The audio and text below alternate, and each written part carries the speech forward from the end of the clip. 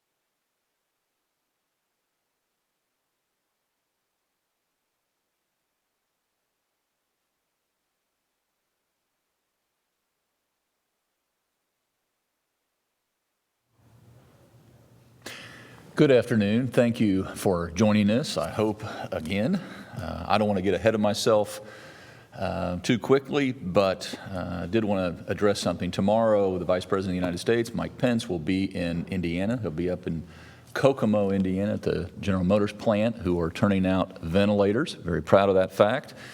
And I will join him. And due to the modern marvels of technology, I'll be able to be in 2 places almost at the same time. And so I will be here tomorrow, maybe not sitting right here, but I will join the Lieutenant Governor tomorrow, Thursday, Dr. Box, Commissioner Fred Payne from our Department of Workforce Development. I'll join you all tomorrow at 2:30 as well. And just like yesterday, we've got another very important substantive day today. We've made some more progress. We talked about testing yesterday. Dr. Lindsay Weaver in your place. It's good to have you back in the 2:30 saddle again, but Dr. Weaver was able to roll out our testing project, and today we're going to talk about a kind of a complement to that effort, and that's tracing. And so with that, if you could give us kind of the latest on the ground numbers and then talk about that in-depth tracing project that we got going. Sure. Thank you, Governor. Welcome, Hoosiers. I'm sorry I missed the last couple of days for the press conference. Unfortunately, my father's been very ill, and in my hometown of Terre Haute, Indiana, he's been receiving excellent care there and is stable at this point in time. So I continue to appreciate your prayers and your support in the coming days. Today, from a daily update standpoint, we have had 605 new confirmed cases in the state of Indiana. Unfortunately, added 63 additional deaths here in the state of Indiana. We did add an additional 4,503 new tests here in the past 24 hours. I want to shout out a big thank you to Kroger, which has just announced that it will be launching free drive-through testing starting tomorrow in Fort Wayne and is working to add an additional site here in Marion County. I also want to share some exciting news about our personal protective equipment. As you know, N95 respirators in particular have been in very short supply, and I have shared stories of our emergency room physicians, many of whom you have seen here with the governor on our daily presser. But those physicians have been using that same mask for a number of weeks at a time. I'm thrilled to announce that Indiana has acquired what's called a Battelle critical care decontamination system that will allow our hospitals, our EMS, our dentists, and other healthcare providers to conserve their N95s by sending them to a central location to be decontaminated. Providers will be able to sign up to get a unique code for their facility and then collect the N95s that need to be cleaned and ship them to a designated site. Each N95 can then be cleaned up to 20 times, which will vastly extend the protection we provide to our frontline workers. We're sending information to our healthcare systems today and hope to be able to start this cleaning process late next week. Yesterday, I know that Dr. Weaver shared with you our plan for expanding testing in the state of Indiana starting next week with Optum in 20 fixed sites, and we will be expanding that to 50 total sites across the state of Indiana. ISDH will then be able to continue to assist with testing in our congregate settings with our high-risk individuals like in long-term care facilities, prisons, jails, factories, and plants. Also, we can focus on making sure that each of our populations that experience difficulty in getting tested and or achieving health care and connecting to health care for COVID-19 is able to do that. Today, I want to share with you how ISDH plans to support and augment the work of our local health departments that our local health departments have already been doing for case investigation and contact tracing for each COVID-19 patient. When we identify an individual who is positive for COVID-19, we need to determine who they have been in contact with and then individually notify each of those contacts. This is important so that we can minimize the spread of COVID-19. Historically, our local health departments across the state have done the majority of the case investigations for COVID-19. The local health departments receive the positive cases every day through our data system at the Indiana State Department of Health. They then reach out to each positive person and do something called a case investigation, which normally is a phone interview, which takes 1 to 2 hours. We also must educate the individual that they need to isolate for a minimum of 7 to 10 days and what signs or symptoms to look for that might trigger the need for them to access additional health care and how they should access that health care. During this time, we will also ask questions about who the individual has been in close contact with, whether that was at work, at home, or in a social setting, and get the addresses or phone numbers that we can reach out to these individuals. Each case often will have around 10 additional contacts that need to be contacted so that we can let them know they need to quarantine for 14 days. And if they get symptoms, then we must get them tested to follow them up as a positive case. Also, if they do not develop symptoms after 14 days, they can come out of quarantine.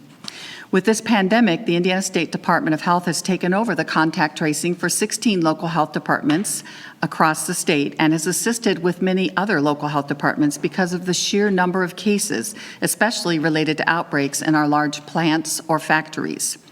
An important requirement for us being able to open back up in our state is that we must be able to test individuals quickly and isolate them if they are positive, and then contact individuals who have been in close contact with them and let them know that they must quarantine themselves for 14 days.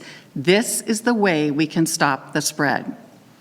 The process of calling a positive patient and identifying all of their contacts, as you can imagine, is extremely time-consuming, and many times people do not answer their phone if they don't recognize the number calling them. I know I wouldn't.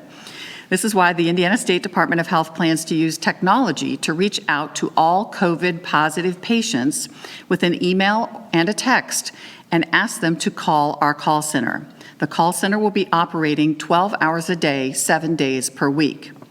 When the individual calls in, our centralized call center, which Maximus will be staffing for us, will complete the initial phone interview, identify the contacts that need to be notified, and then send a text or an email to each of those contacts.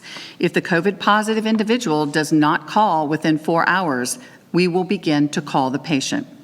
This centralized technology-based system will free our local health departments up to focus on connecting individuals in isolation or quarantine to local resources that they may need in order to support themselves. It will also allow our local health departments to assist with education, with further testing and cohorting in our high-risk congregate settings, and allow them to assist with follow-up and connection to individuals that are more difficult to reach. We're still finalizing the details of the contract, but we expect this cost to run about $43 million per year, and the call center and technology platform are both included in this cost.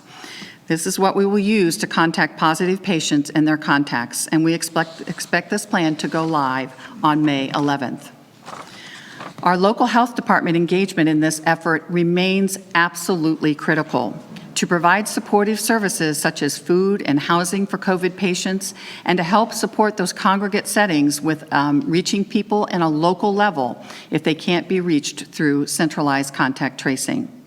My hope is that this will allow our local health departments to use their highly educated staff to not only focus on these priorities, but also ensure that the essential public health functions, such as immunizations, which will continue to need to be done, will not be a strain on their resources.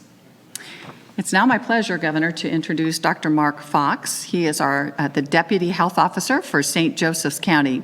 He's going to talk with us today, hi Mark, about contact tracing and what that's looked like at the local health department level, and as we add these additional resources, how those might change. How have you been? I'm well, Chris. Thanks very much for the opportunity to be with you and Governor Holcomb, and best wishes to your dad for continued health. Thank you, Mark. That's very kind of you. I appreciate that. So can you talk to us a little bit about contact tracing? A lot of the state of Indiana may not know that you do this on a regular basis, even when there's not a COVID-19 pandemic.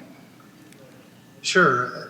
We have a team of 6 public health nurses, 2 of whom really devote their time almost exclusively to TB cases, and others that do, a range of different public health investigations, including childhood lead, but any foodborne illnesses and hepatitis and other things. So they have tremendous experience with contact tracing. With the onset of COVID-19, we've really had to redeploy a substantial part of our workforce in St. Joseph County and devote their attention almost exclusively to contact tracing for COVID-19. So we have the track record of doing it for other conditions, but certainly with the volume of cases, we have over 600 cases here in St. Joseph County. And as you pointed out, that initial investigation into the case is a substantial commitment of personal and staff time to conduct a good investigation. I think one of the interesting challenges as we make this transition, the governor actually has made it somewhat easier to do contact tracing with the stay-at-home order, because our hope certainly is that most of our cases have had very little contact out in the community unless they've been engaged in essential work functions. And so as we contemplate reopening the economy and people becoming more broadly engaged in the community, it's essential that we have ready access to testing. So obviously great progress on the horizon in that regard, and the ability to respond, in a timely fashion to positive cases and get any of their contacts into quarantine to reduce the transmission, and yet allowing kind of economic and life to return to as normal as possible. So I think the combination of enhanced access to testing and the contact tracing is really critical to our ability to do that. Yeah, and I think you make a really good point, is that even though it may be acceptable at this point to be doing all of this as a local health department, and as you mentioned, just like myself at the Indiana State Department of Health, we've pulled resources from all different agencies and from all over our agency to focus just on COVID-19. But eventually we have to get back to that business of childhood immunizations and all of those other things, like investigating restaurants and other things. So that's really important. And when we start to open up, we expect to see more cases, which will bring more contact tracing about, correct? Correct. Yeah. So as we talk about this, and we know that it's going to get more difficult, how do you see this allowing you to be able to focus maybe on, you've got 6 public health nurses, that's absolutely awesome, allowing them to function kind of at the level of their licensure, right, at the highest level of their licensure? Correct. Well, as you pointed out, first of all, just like everyone else wants to get back to something more closely resembling normal life, we want to get back to normal operational levels in the health department with restaurant inspections and other things. So that's certainly is one part of it. I think the beauty of this solution is combining both the people skills and technology to extend this contact tracing across the state.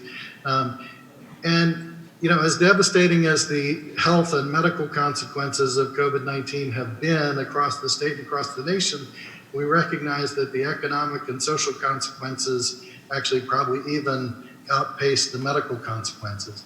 And so I think one of the really important aspects of this is the ability to identify health-related social needs and address those. As an example, just here locally, in the last few days, we had a family where both adults in the household were tested over the weekend and were positive. 2 of their children were positive, and identifying that, the impact for that family, actually one of our health system partners was able to deploy their community health workers and ensure that they had groceries and everything else that they need to, hopefully weather this storm in their own home. But when no one is able to go out to the grocery store, we need to meet the needs of those families as well. So, that's just one example, and the ability to identify those needs and respond in real time would be critical. Yeah, so that connection to resources at the local level is something that you guys do best, something that we know you need to be engaged with.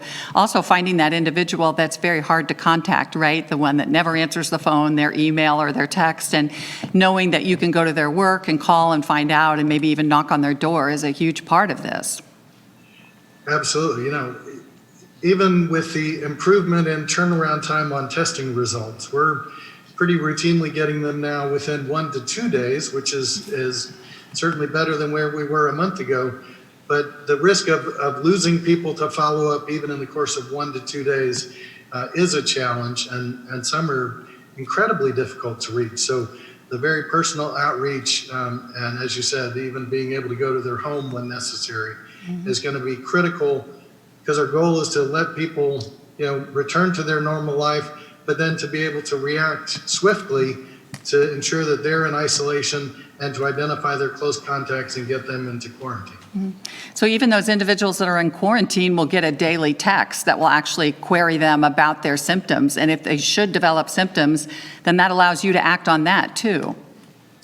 Absolutely. Ongoing symptom monitoring for people who have tested positive to see if there's clinical deterioration is important. And for close contacts who are in quarantine, to be able to react promptly and get them into testing should they develop symptoms is really critical, and that's where the technology piece can play such an important role for us. Is there anything else, Dr. Fox, Mark, that I haven't asked you want to make sure that you add? I think one other piece is I hope in the not too distant future we'll also have good access to rapid test results, just like we do for strep throat and flu. Because as I said, even the 1 to 2 day turnaround time for test results poses some risk of loss to follow-up. But if you can find out while you're still in a provider's care or right at a test site that you're positive and immediately know that you need to go into isolation, just like for flu or strep throat, that will be a great asset to have when that is consistently and reliably available. Obviously, we're not there yet, but certainly rapid testing will be the next piece to add to this complement. Yeah, and it's just a matter of not being able to have access right now to those cassettes and those machines, but that point of care testing is so critical even as new factories and businesses open up, right? To be able to test people that are symptomatic right there will be a dramatic improvement. Yeah, so we're all looking forward to that day. Yeah. Well, Mark, I just want to thank you, as a representative of all of our local health officers across the state. You and Dr. Einturns have been great partners in this, really have worked with us with regards to surge planning and testing. I always appreciate the advice and the information that I get from you. So thank you for that collaboration and partnership. I think the collaboration is really critical. This is unlike anything we've faced, and certainly in my professional lifetime. And we don't always get it right the first time, and so it's a dynamic thing and a work in progress. So the ability to collaborate is critical. So thank you for the opportunity to be with you today. Thank you for joining us. Well, thank you, Dr. Fox. Thank you, Dr. Fox, for joining us. That's just another wonderful example of this partnership. You mentioned the local and the state, and by the way, our federal partners who are helping in tremendous ways in terms of funding so that we can carry out these two kind of twin projects of testing and tracing. You also, Dr. Box, talked about our supply chain and decontaminating or cleaning these N95 masks and making sure that folks have masks. And I never lose sight of the fact of the folks, these sewing groups that are continuing to supply our chain and keep that pipeline full and flowing. And you've heard me talk about, in all ages, by the way, and backgrounds, folks who have never sewed a stitch in their life. Probably paid a lot of other people to do it for them, myself. But there's one example that just really is, I think, beautiful, and it's up in Pulaski County, so not too far away from St. Joe County. And it's they go by Scrappy Sewers. That's their group, Scrappy Sewers, and they've got this beautiful, simple business model where literally, and they've done over 3,000 facial coverings or masks to date, and their model is one lady leaves them out on the front porch, and then you take what you need. Wow. And that's it. Awesome. And if that isn't Hoosier, I don't know what is. So thank you to the Scrappy Sewers up in Pulaski County. You're getting it done, and we and the folks that are protected by your product and your generosity are equally so. Rachel, you want to get us to the Q&A? Dustin Grove, WTHR. Hello, Dustin. Good afternoon. Good afternoon, Governor. President Trump has ordered the reopening of meat packaging and processing plants. We've had positive cases from some of our facilities here in Indiana. I'm wondering if you agree with that mandate. Do you think it's perhaps premature here in Indiana? And how do you ensure these companies, once they do open, that they're doing everything possible to keep their employees, their communities, and the consumers healthy? Yeah, it's a partnership. I'll kick it over to you in just a second. But look, I don't want to be a hypocrite. I said a few weeks ago that we needed to make sure that our meat and our medicine supply chains were kept open and flowing, and we need to do everything we can to make sure that business is safely conducted. And so, of course, I agree with making sure that our that supply chain, the meat packing supply chain, is getting to market. We want to make sure that our groceries are stocked. We want to make sure that you can go and provide for your families. Now, having said that, we'll be there. We've been testing there. We want to make sure the bottom line is, and the president did not contradict any of this, it's done in a safe and timely fashion. That's why we got up there and tested 100% of the folks there. That's why we've been working with the company in Logansport to make sure that those barriers, all the physical distancing, everything that needs to go into that business plan is done, and that it can be up and running. And I don't know if you want to add some specifics about the cases or... Sure. So I think this is really important. We have been working on it in the state of Indiana and working with companies for several weeks now. But over the weekend, Director Redfield from the CDC directly reached out to me about the importance of this, stating that, sometimes we don't realize when things close here that they were up to almost 25% of pork producing factories were actually closing. So he was stressing the importance. They had just gotten the new guidelines out, and we walked through everything that we were talking about and really doing exactly what they wanted us to do. But of course, we want to continue to protect employees. So if you look at even Tyson, 50% of employees were positive up there, but another 50% were not. And so with the social distancing and the barriers that they've put in and the deep cleaning that they've done and the requirement of masks and the screening of individuals, there's no reason those individuals couldn't come back, even if the plant is functioning at a lower level than what they were before. So our goal is to keep the plants open, but not at the expense of the health of the individuals, the employees that work there.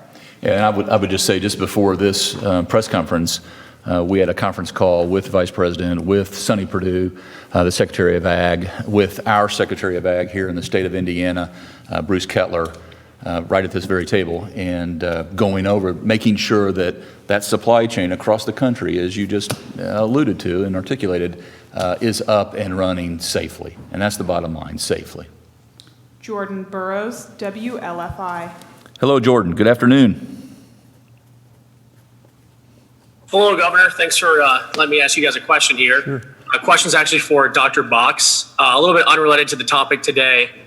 I've noticed that with cases looking at data that men have seemed to have been dying at about a 10% higher rate than women, whereas the adverse women have either been tested more or are getting those tests more, around 10% too.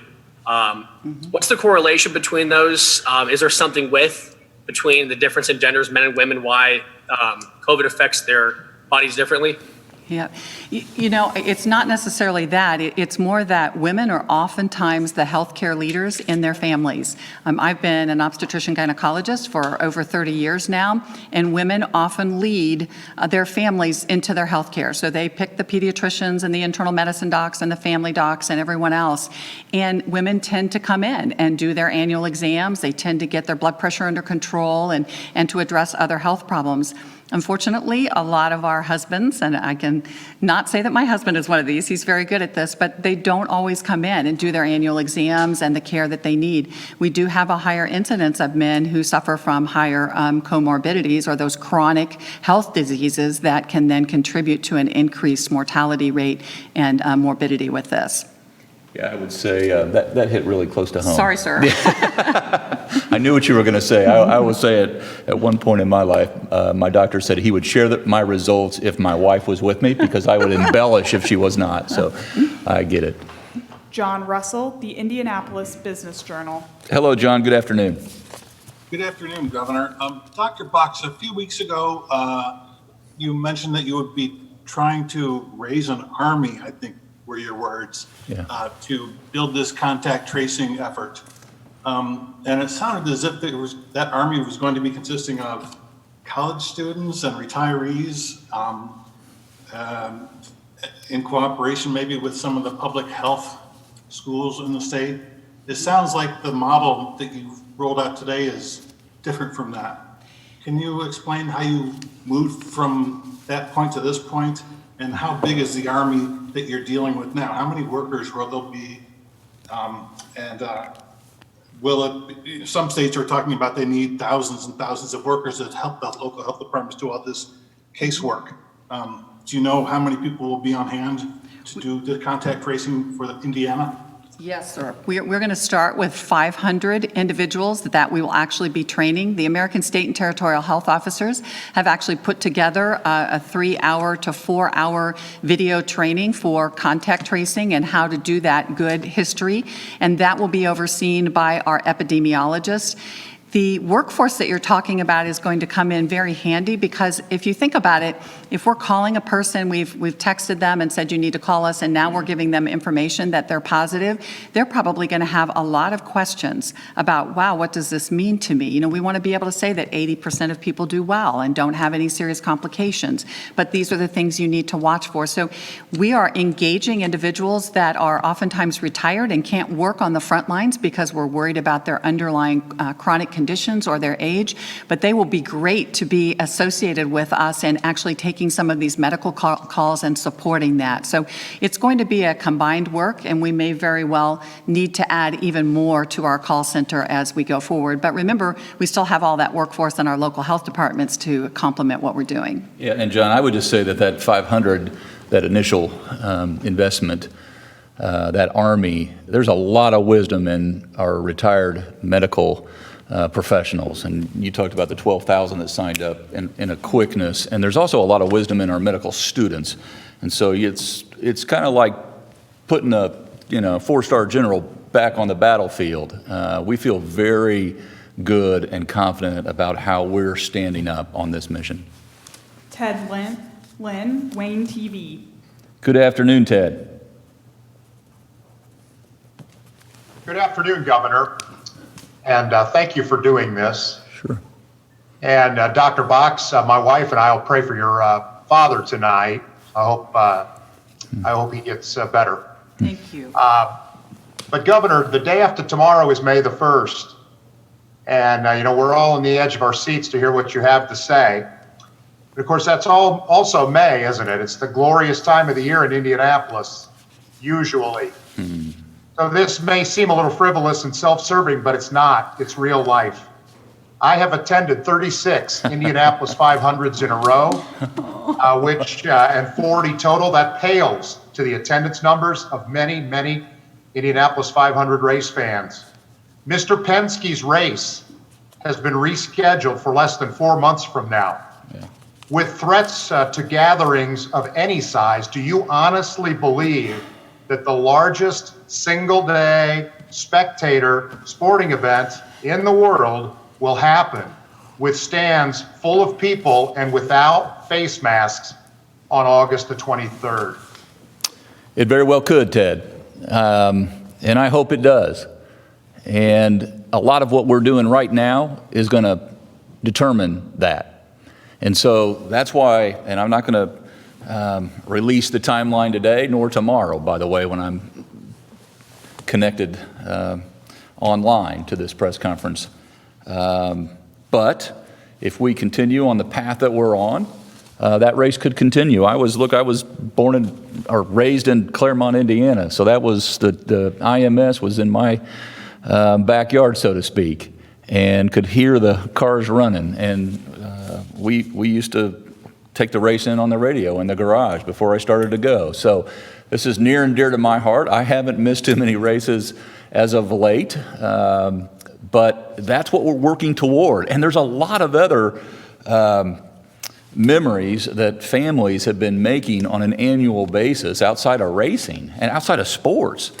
And so the days that we want to get back to, that's why we're making all these investments. That's why we're asking people to sacrifice so much at the outset so that we can get on the right course and stay on the right course. And the progress that we make, we'll manage this very methodically because, again, to your point, Ted, and it's a very good point. You might want to elaborate on this, Dr. Box. I kind of touched on it yesterday. But look, let's not be delusional about this. We're going to have positive cases month after month after month after month after month. I just believe.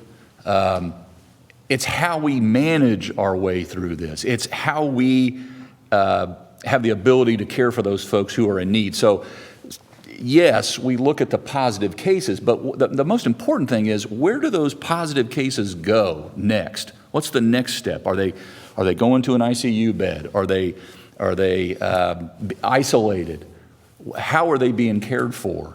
And that's what's most important. So we're going to be able to get back to a new normal at some point. We're there in some respects right now. We're in the second quarter in my mind, probably coming out of the locker room at halftime come Friday.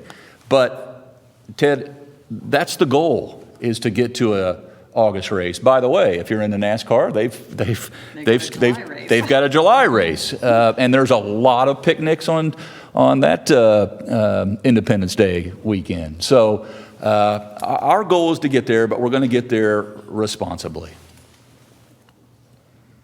Brandon Smith, Indiana Public Broadcasting. Afternoon, Brandon. Afternoon, Governor. I want to ask more about contact tracing. Just so first, Dr. Box, so I can clarify. So initial contact tracing will happen entirely through the call center for every positive COVID case. How will local health departments be used as a backup? What sort of situations would require that?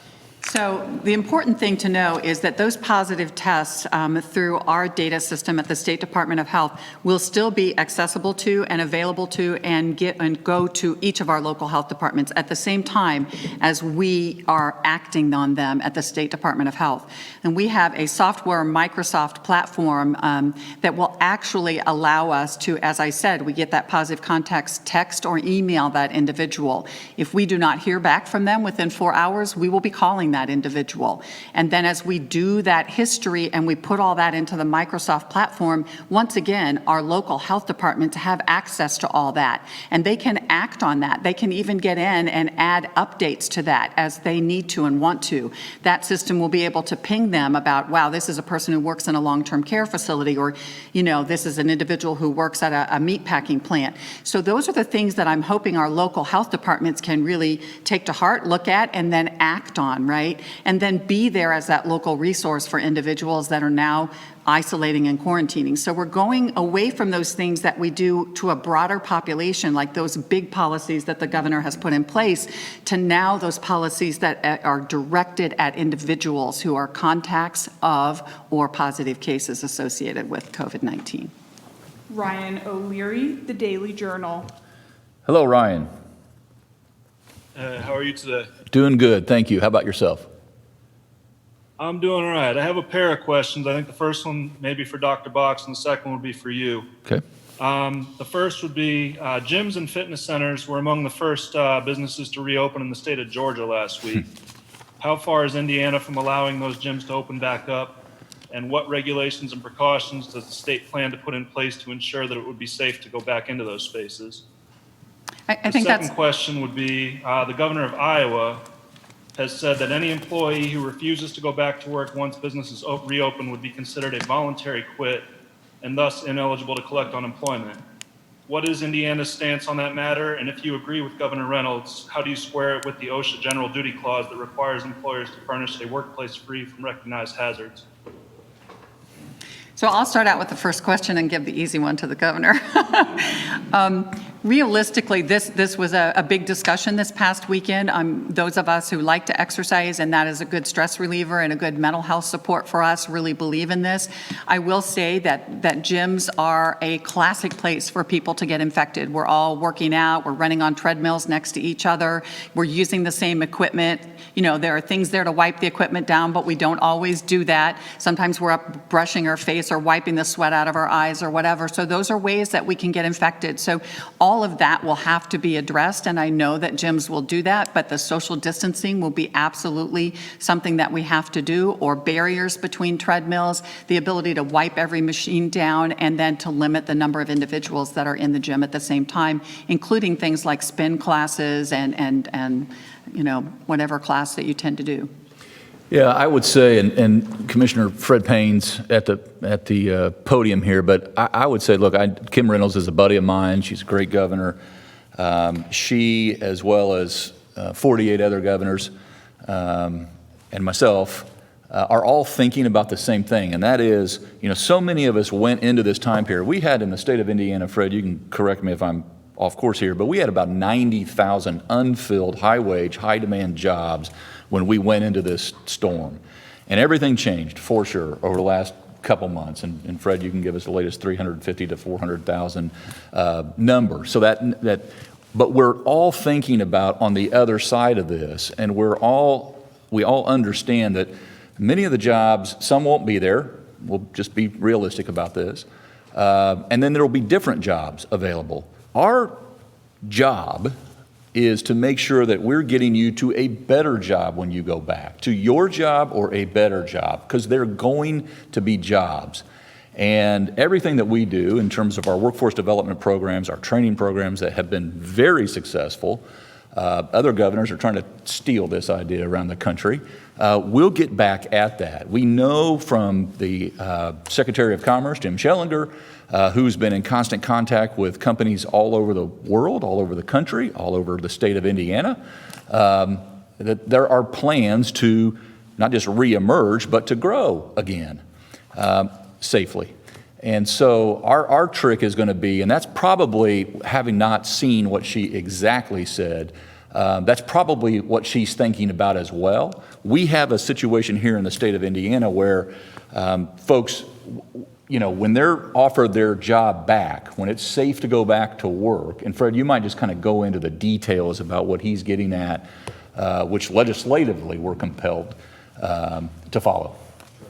Sure. I think your question is a good one, and it's one of the questions that many employers are asking us about. And we have put in place a few webinars where we will be informing employers a little bit more on this issue, and we will also have webinars where we will inform individuals who will be going back to work on this. But what we have been specifically focused on is ensuring that individuals are getting the benefits right now. Once individuals are asked to return to work, legislatively, they are required to return to work. Based upon the CARES Act, some of the benefits that are laid out under the CARES Act, those benefits are available when an employee is unable to work due to COVID-19 and due to that employer not having available work for them. So we will be providing a little bit more guidance on this, what's required under federal law, and then also what's required generally under unemployment law.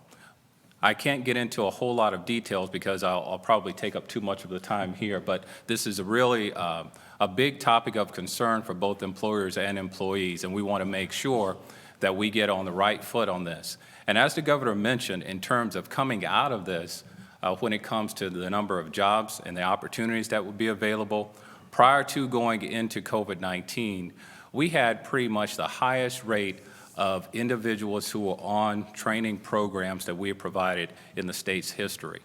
We don't see that slowing down once we get out of COVID-19. We already have in place sort of rapid response plans to make sure that we get out of this pretty quickly, to skill people up, to make sure people get a job, a better job, and into a career. So thanks for asking the question, and we are looking at this. And Fred, you might just add that you're going to be here tomorrow. You might just add some more flavor to that answer. Sure. Whitney Downard, CNHI. Good afternoon, Whitney. Good afternoon, Governor. I've got a kind of multi-pronged question here. I wanted to know if there was a staffing commitment attached to that Maximus contract, and if so, how many they are committed to, and if that is enough contact tracers, what kind of training they would be getting, or can just anybody do contact tracing? And then I did want to know if we had more information on how Maximus was selected for this contract. All good questions.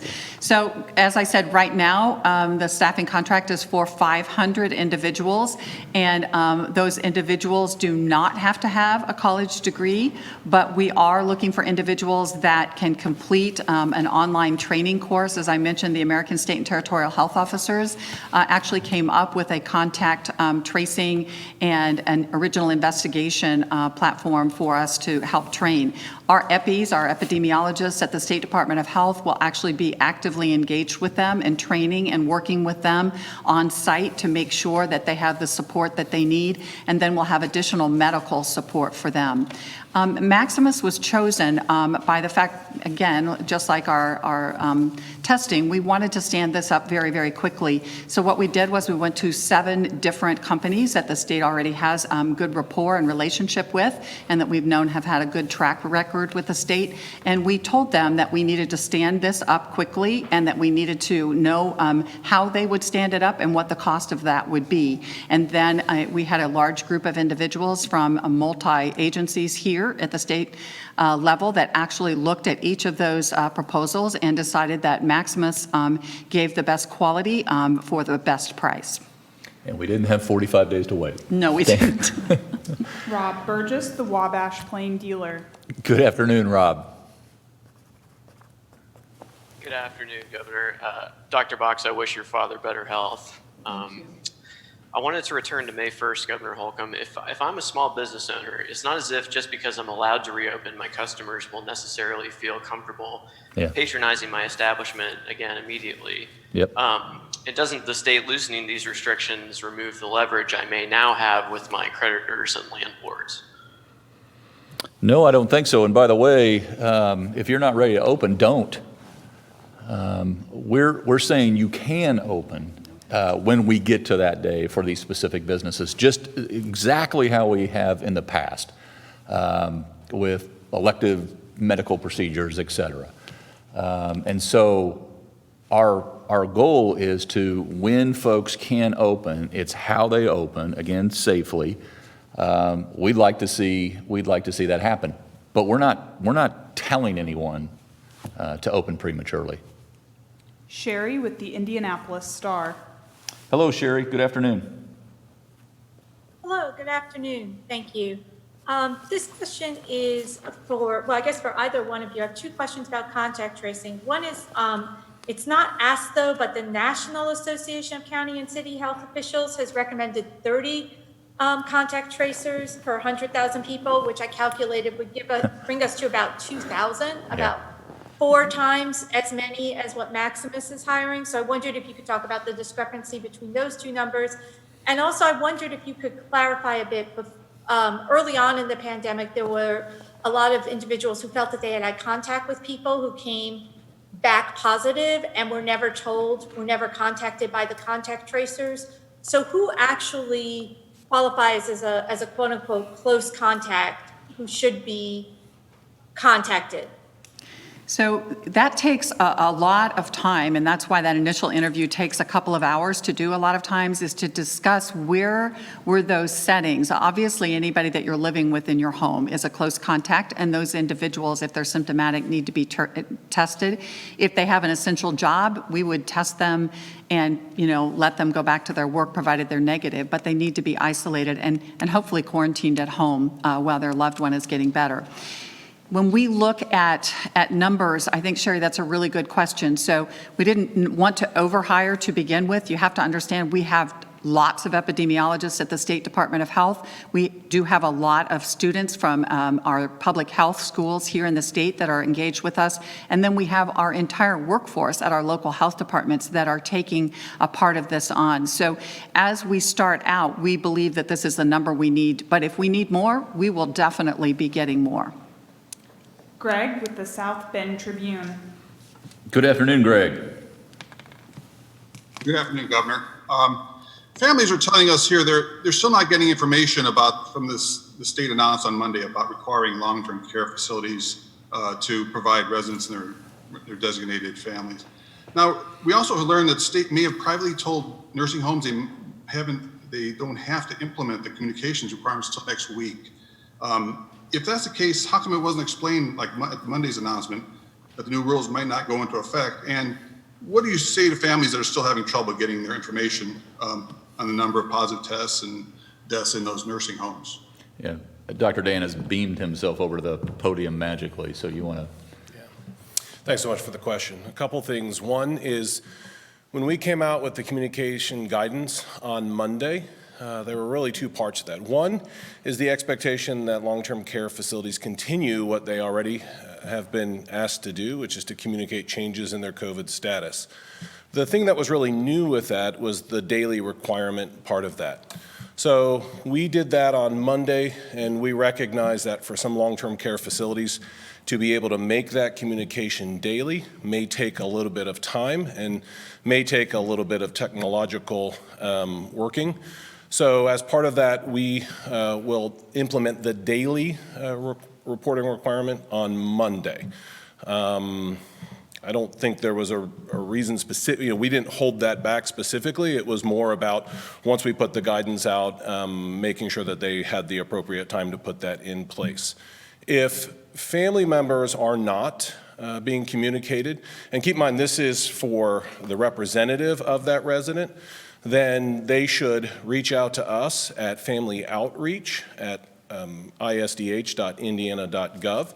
That's a site where we will be able to take all of those specific complaints. We will be able to investigate those and engage the regional long buds men, if needed, to intervene. Nikki Kelly, the Fort Wayne Journal-Gazette. Good afternoon, Nikki. Good afternoon. I wanted to talk to you about hospitalization, ventilator, ICU numbers are coming down, which is good for your decision making. But people are pointing out to me they're concerned, why is it a good time to lit up on the restrictions? Won't that cause just another spike again and then the numbers will go back up? We are not using just ventilators and ICU beds. We're also looking at numbers of admissions to the hospital and actually EMS runs. So we're using a large part of our data to look at this. And as we've looked at all of that across the state, every single preparedness or healthcare region in the state is going down except one, and that is our Region 4, where we have the Tyson plant outbreak. So there's an understanding about that. It's hard. I know a lot of people want to use the number of cases, but all states are ramping up the amount of testing that they're doing, so the number of cases continues to go up, and that's what we want to see because that means we're testing more people. What I would like to see is eventually that percentage of cases that is positive going down, meaning that instead of 18 to 19% of those cases coming back positive, we start to see that drop down into the 15, 13, 12%. Not only does that mean we're testing more people, probably more asymptomatic people that are contacts or involved with some of our congregate living or other areas, but also meaning that we're just having fewer people infected. Yeah, and I would just add, Nikki, that it's actually the two questions also to add to put into that equation is who are using these resources and how are they acting. So we know that about 91% of our Indiana deaths, unfortunately, are 60 years or older, and it gets more exaggerated at 70 to 79 and 80 on up. And so how is that cohort acting? So when we say lifting or opening up, that's just not a blanket statement. It has to do with who and how they are acting and how what is being opened is safely conducting business in this new world.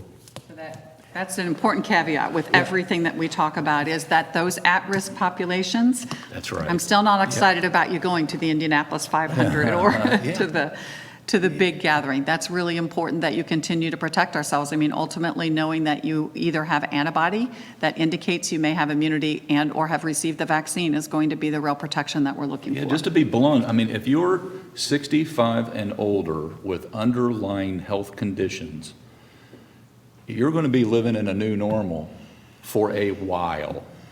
And how we react to that is in large part up to us, and we're going to do everything that we can to help. But we got to deal with reality here. So it's not just one size fits all, where we're going to open up every business and go right back to the way it was. That won't be included on May 1st. Eric Berman, WIBC. Good afternoon, Eric. Good afternoon, Governor. Dr. Box, hope your father recovers quickly. I wanted to go back to last week. Dr. Doss said last week that she was going to be talking with her counterpart in Ohio about mass testing of inmates. 2 days ago, she said in this setting that we were not going to do that we didn't have the resources. My question is, what was Ohio able to do that we're not able to replicate? And does the deal with Optum taking some of the pressure off the health department, does that change that formula at all? Thank you. Kristen Doss, Chief Medical Officer for Indiana Department of Correction. We did talk to Ohio and their health authority for their correctional facilities, and one of the lessons that they learned was from doing mass testing, right? And some of the things that they mentioned to us is, as we've heard here, is it's a snapshot in time. So some of the rates that you may see elsewhere, the rates were just higher in congregate settings. We already know that. We hear that here every single day. So the approach that we've taken here is we are going to test people. Just today, I requested strike teams back out to test certain folks. So we are going to continue testing. Our numbers are going to continue going up because we are going to test more. However, at the same time, we want to be targeted in how we test. We want to move quickly. We want to isolate and we want to quarantine folks if they have symptoms, period. And really, the test is additional information for who may be in that dorm or that unit or that setting. But what we've learned from not just Ohio, but other surrounding states is the test is just one piece of it, but it's not the whole package to ensuring that folks have comprehensive treatment. Thanks. Demetrios, WTWO. Good afternoon, Demetrios. Good afternoon, Governor. I had a question about the way that COVID-19 deaths are reported. I was wondering if a person had tested positive and then had since recovered and then were to die from something unrelated, such as a car accident or something of that sort, would the state count that as a COVID-19 death? No, that we would not count that as a COVID-19 death. Not unless he had a pulmonary embolus through a blood clot because of his COVID-19 infection or something, but no, that would not be counted. Adam Van Osdol, Legislative Insight. Good afternoon, Adam. Good afternoon, Governor. I wanted to ask about contact tracing. What steps are being taken related to privacy protections? And is participation in this voluntary, Are people going to have to download an app? Are people's locations going to be tracked? Thank you. Yep. Very, very good questions. All of the things that we looked at, actually, this concept that we could track your cell phone and know where you are and knew who you were in contact with and then reach out to them, it didn't seem like something that was going to be very comfortable for a lot of people, and I wasn't really comfortable about the privacy of that. This, however, is something that, from a public health standpoint, you really are obligated to answer us and to give us a call back. But all of this is still private health information, and it's not something that we share widely. We do share it with local health departments and the individuals that will be actually doing the contact tracing. And you really are obligated to give us information about your contacts. And you want to do that because we don't want them to get sick or to go home and make someone who may be at risk in their home sick. So it is really, really important so that individuals have the heads up and can protect the people that they love and live with. Yeah, and I would just, and as I understand it, these tracers will never ask for your social security number or for money or for financial information. So it's mindful of all those things. Our final question is from Michael Gallenberger, WKVI. Hello, Michael. Good afternoon. Good afternoon, Governor. I'm looking for some clarification on your executive order closing school facilities until the end of the school year. Based on some clarification given by Dr. McCormick yesterday, many schools now believe their facilities have to be closed to the public through June 30th. That would mean they shouldn't be planning to hold activities like sports practices, possibly graduation, until July. Was that indeed your intention? And if so, is that June 30th date set in stone? Or is that one of the things that could be eased in the next couple of rounds of executive orders if conditions allow? We will elaborate a bit on this come Friday, May 1st. But the public buildings are shut down for instructional purposes, but we will address this come Friday at 2:30. Thank you for joining Governor Holcomb's briefing. Governor Holcomb's next briefing will be tomorrow at 2:30 p.m. Eastern.